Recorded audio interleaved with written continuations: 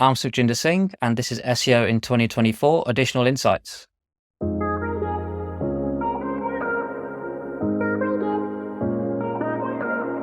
So, what's your additional insight for SEO in 2024? Yeah, so it's a biggie, but so I'll try to kind of summarize it. So it's obviously trying to appear in SGE, Search Generative Experience, and to basically, in order to do that, to know your audience, cater to their search intents, and to consider E.E.A.T within helpful content, the helpful content system. It's a tricky one because I always try to avoid talking about the best practices of SEO generally when talking about specific things like this. And I always end up talking about the best practices and I guess that makes sense because these systems and algorithms and this new technology is supposed to enhance and help us, do the right thing and to produce the content in a way that appeals to users and gets in front of them in the right format to the right users. And so we should be doing SEO best practices all along.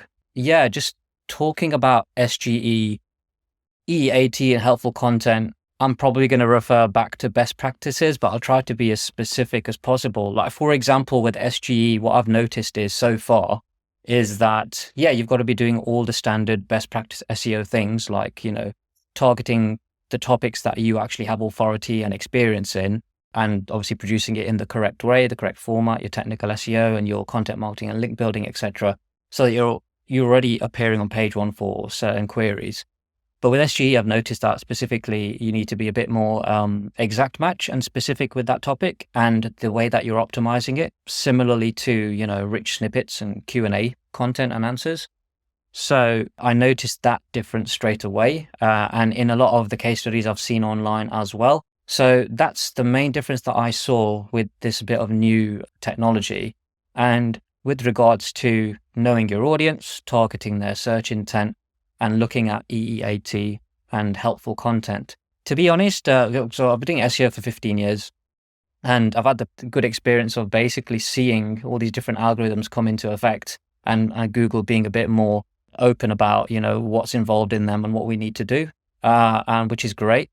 And throughout that course, I've kind of maintained that most of the best practice stuff hasn't changed that much with a few helpful additions, which is mostly Google disclosing basically, this is what you need to do. We've tried to be good at the start by saying with Webmaster Central, this is what you need to do. And the quality rater guidelines and stuff, that's given us a hint of the bigger guidelines that these people use to rate websites. But they've had to be more specific right now. But for me, I feel like I've been doing the right stuff all along, but I'm just adding to it. And, mostly on the technical side, specifically things like SGE and exact match content, I'm playing with that. Okay, well, what intrigued me the most about your answer was your emphasis of exact match there. So essentially what you're saying there is the importance of delivering a piece of content that's highly relevant for the target keyword phrase, but obviously the audience in mind as well, the intent in mind there as well. Does that mean then that long form blog content of several thousand words trying to cover a whole subject isn't necessarily as effective as it was a few years ago, and that perhaps shorter pieces targeting very specific pieces of intent are more effective in 2024 and beyond? I think it's a scale. I think there's a place for these shorter, more concise pieces, topical pieces that happen to be showing up or being preferred in the first 3 recommended snippets on an SGE result versus the longer form stuff. But I think, because I'm still experimenting with this, but I think it's similar to how Google Chrome users will jump to a place in a long form post as an answer to a question or a rich snippet question specifically. So I think you can also achieve that exact match optimization within Skyscraper long form content. So it doesn't matter whether it's incorporated in part of a long piece of content or a singular page. No, I've not found that it matters so far, but then again, it's quite early. And I'm doing this using, like VPNs and stuff, with it still rolling out. So for me, the jury's out. But so far, it just tends to be like, the snippet of text within a piece, or whether it's long form or short, tends to work all right. So let's talk a little bit about how you know your audience, how you define who your audience is, and what they want. So how do you find out who they are, and how do you match your content to meet their intent? Yeah, it's a tricky one because it's so this is something I've always tried to do, and it interests me quite a lot because obviously forms a foundation for a good campaign, particularly if you're doing content marketing, for example. The first place that I start is, and I've had to list my thoughts here in notes because I tend to ramble a bit, but looking at your owned data, and so your GA, your Search Console, Bing Webmaster Tools, etc. Just looking at kind of the queries that people are using pre-click. And then post-click, if you've got site search, to have a look again at what people are searching for on the website and what they're landing on and how they're engaging, basically, which is important for that data set. And then also talking to the clients and, if you've got salespeople within the organization you're working with, etc., anyone that knows their clients inside and out. And it works out really well generally for starting a campaign in the kickoff period where you're establishing, obviously, the relationships and you're getting people on board and getting buy-in from people. That you can later on do some excellent content marketing with. You're picking their brains for ideas and making them advocates, etc. This stage is quite useful to pick their brains. Okay, who are you talking to? Who tends to convert? What type of, if it's multilingual, etc., different regions, what are these clients like in Europe versus Asia versus the Americas, etc.? How do they engage? Is it more formal? What kind of queries are they using? And so that's another way that I do it. And then also using third-party data, which I tend to do on the larger campaigns because, with the budget allows that as a freelancer. So looking at survey data, social media listening tools. SEMrush obviously has good competitor SEO data, SimilarWeb as well. I've used that a couple of times. And so, it's owned data, talking to clients and, third-party data, and then building that picture of the personas, job titles, what they're likely to search for, are they technical, non-technical, and then how they fit in that buyer's journey, pre-click and then post-click through the website, and then how to cater to those specific people, which can seem a bit daunting. But when you go through that fact-finding process, which I tie up in a, kick-off conversation, keyword research, and intensive content audit and content marketing strategy, it all comes out nicely, and it's easier than people think. And I think it's really essential, generally speaking, in SEO, as well as, targeting, for the new SGE and on helpful content and whatnot. So when you talked about the importance of having conversations with people like informed salespeople in organizations that understand who their customers are and what they want, I was going to ask you, well, what kind of questions do you ask these salespeople? But then you suggested questions. Who are you talking to? How do they convert? How do they engage? Do you also ask these salespeople on their opinions on what content these customers are asking for and where the missing opportunities are? Yeah, absolutely. So they obviously have quite a lot of content at their disposal with PDFs and whatnot, sell marketing material and stuff.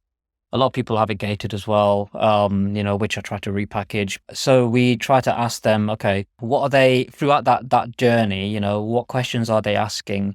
What kind of documents are they referencing? What do they need?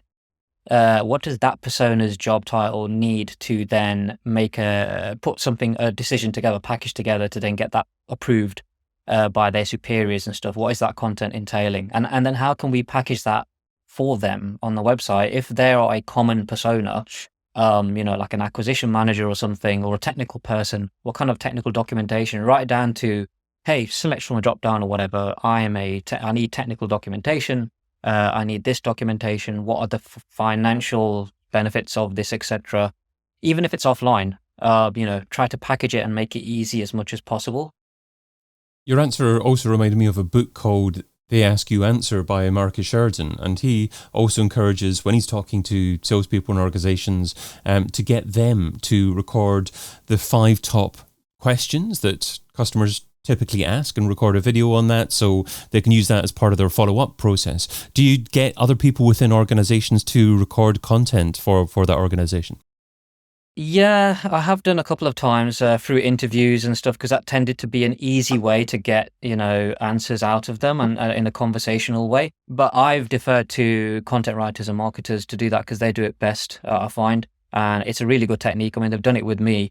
And, they can then write up a blog post as a result of all of that, for example. So, with a couple of content writers that I've worked with, they've asked, survey questions And it's a lot of standard content questions in there, as well as specific ones for their role and the type of content we need producing from them. And so that's proved to be a really useful technique in getting that information in an informal way. So it's one thing using SGE and other analytics tools to analyze what customers are actively looking for and talking to salespeople and organizations. But for search engines, how do you define the optimum opportunities that you need to create content for? Because obviously you can create content for users, but you might be missing opportunities. So how do you try to ensure that you're plugging those gaps and creating content for the optimum opportunity? Yeah, absolutely. Yeah. So it's good to use tools like, I use SEO Monitor for my keyword tracking, keyword research, SEMrush as well for the same. And then just with those tools, I can see for a set of keywords what positions and what type of positions that those keywords are ranking for. Is it rich media or is it just text? Which is a good source of research to figure out, okay, what type of, is it image results that's going to help with the best engagement for this particular type of informational search? Do I need to be producing a bunch of images and videos for this particular topic or in this format versus text results? So that's been a really good place to start. And then also just referring to my, so I've got like a little, table that I use where I've got the buyer's journey through a website versus the types of content that tend to do well in that stage. So like awareness, consideration, convert. So you got, obviously awareness is quite a lot of content, and then you've got consideration specifically and convert, things like white papers and those specific documentation for those type of personas that need to package something up where it's not an e-commerce client to kind of get a decision. So the kind of brochure type documentation, and then retention and advocacy, with using things like social media, emails, etc., podcasts and stuff. And so, it's a combination of that data versus the stuff that I kind of already know and try to categorize. But, the danger of that being, not to kind of stick to that script every time, just to use it as a guide and change it up depending on the client and the industry. And where does E.E.T fit into all of this? Do you methodically go through each piece of content and try to incorporate as many elements of E.E.T as possible? As efficiently as possible, yeah. So I kind of get exposure to it in the content audit to kind of figure out, okay, so if we're trying to make sure that there's enough information about authors and the entity and the actual organization, the brand, etc., in terms of, appealing to these different, factors in E.E.T, then, looking at things like, for example, I'm working with a client recently who's already done a brilliant job of having author bios. So the experts in those particular industries that they cater to, they've got their degrees listed, their qualifications after university, the different forums that they contribute to, their socials and etc. And then they've clearly listed their expertise in the industry. And then they've got blog roles where they've got specific blog titles, not all of which at the moment that relate to the topics that they are experts in. And then so it's my job to figure out, okay, they've got a good bio, but the blog role is 100% match. So maybe if they're an expert in one industry, they shouldn't be talking about another unless it ties in somehow. And so going through that checklist, and then similarly with the brand overall, what is that brand known for? Are they experts in the financial sector? Are they mainly talking about that? Or are they talking about other industries where they're not as authoritative and they might not be performing as well? And so I've got that whole E.E.T checklist in the content audit and then kind of ticking off. I love your example of trying to ensure that you don't confuse search engines by having different types of expertise and bios as well, because I think that SEOs or marketers in general would probably be guilty of adding too much as opposed to having too little. And it's easier sometimes to add new things as opposed to take things out. Yeah, absolutely. I mean, it's on a personal level, it's hard earned on my end, trying to, be an advocate for SEO and thinking, okay, what am I actually good at talking about? What am I actually good at within SEO, and what lane do I need to stay in? And also, it's obviously not hard and fast, and, people are going to talk about different topics, but I guess it's how is that being perceived by Google? Maybe the blog title needs to be a bit more accurate to say, okay, I'm talking about this other industry, but it relates back to this industry. And so presenting it in a different way. But yeah, no, you're right. Yeah, it's trying to stay in a lane whilst adding to that and try not to veer off too much, and having an honest thought about one of the earliest things that one of my managers told me was about with producing blogs and things was, okay, what are you actually good at talking about? If somebody did a Q&A with you now, at the end of a conference, would you be able to answer questions around this? And if it's no, and then also asking about the audience I'm trying to cater to, who is this content for? And if I couldn't answer that, it'd be like, just go back to the drawing board with this idea and spec it out fully. And so I kind of used that as the basis for this as well. It just kind of comes back to that. And so knowing the audience again, and then also that authoritative topic, what is it that you're actually good at talking about, and try to stick with that. Because then if you do, you just over time get known as the guy, the financial guy, the carriage door guy, whatever. And I think that's what Google wants. Absolutely.